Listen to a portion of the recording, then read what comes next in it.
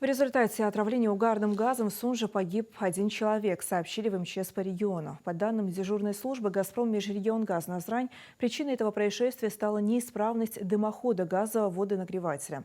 На место происшествия оперативно прибыли специалисты, которые подтвердили факт утечки угарного газа. Пострадавший был доставлен в Центральную районную больницу Сунжа, однако, несмотря на усилия медиков, спасти его не удалось.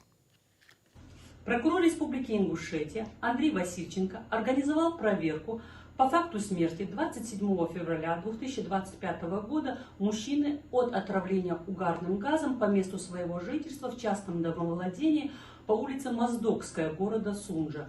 Для выяснения обстоятельств произошедшего и координации действий правоохранительных органов на место происшествия выезжал прокурор Сунжинского района Анзор Баркинхоев.